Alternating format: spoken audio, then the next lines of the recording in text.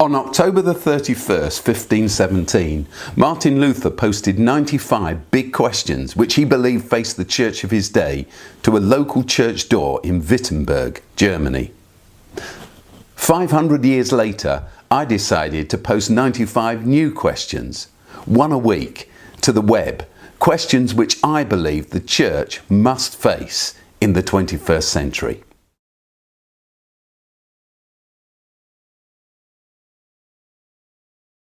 I promised to answer some of the questions that I received as a result of what I've been saying in recent Chalke Talks.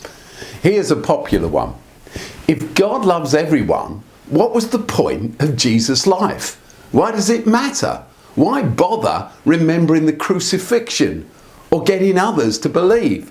What's been the point of these last 2,000 years of retelling the story? It was just before the first Christmas after the outrage of the September the 11th attack on New York and Washington DC. America and her allies had recently invaded Afghanistan as a result, and the tension was building with Saddam Hussein's Iraq. Back then, I was doing some work as a presenter on breakfast television in the UK, and so I was asked to interview a well-known American political leader. As part of the interview, because we were leading up to Christmas, I asked him to talk about his understanding of what the Christmas story was all about. Peace and goodwill to all, he replied. Jesus is the Prince of Peace. That's the core of this life-changing story. So I asked him another question.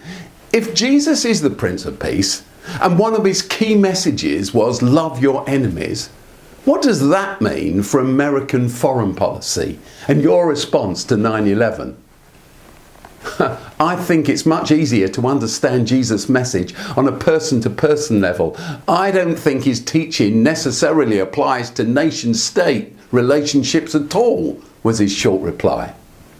After the show, I asked one of our studio crew members what he thought of what our guest had said. His reply was simple, and I've never forgotten it. Love your enemy, but kill them first. Jesus' famous soundbite, love your enemies, probably amounts to, at one and the same time, the most admired but the least practiced piece of teaching in history. The myth that violence is the only solution to many of the world's problems still thrives almost everywhere. And though Jesus' advice about non-violence is dismissed as impractical idealism, extraordinarily no such charge is ever made against violence, in spite of the fact that history has proved time after time that war, hostility and violence solves nothing in the long run.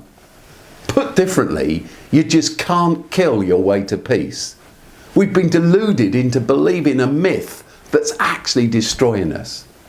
If God loves everyone, what was the point of Jesus' life? Why bother remembering the crucifixion or telling others to believe across these 2,000 years?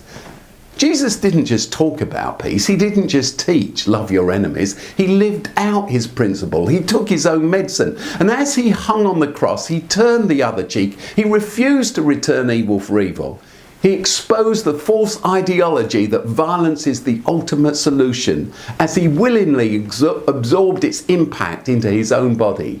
Armed only with the non-violent power of truth and love, Jesus opposed and defeated the anger, sin and violence of humanity and the forces of evil that sit behind them. He soaked them up, he absorbed their consequences, and they could not absorb him. Then finally, 3 days later, he emerged from the grave. He demonstrated in that no political power, no unjust regime can ever defeat love.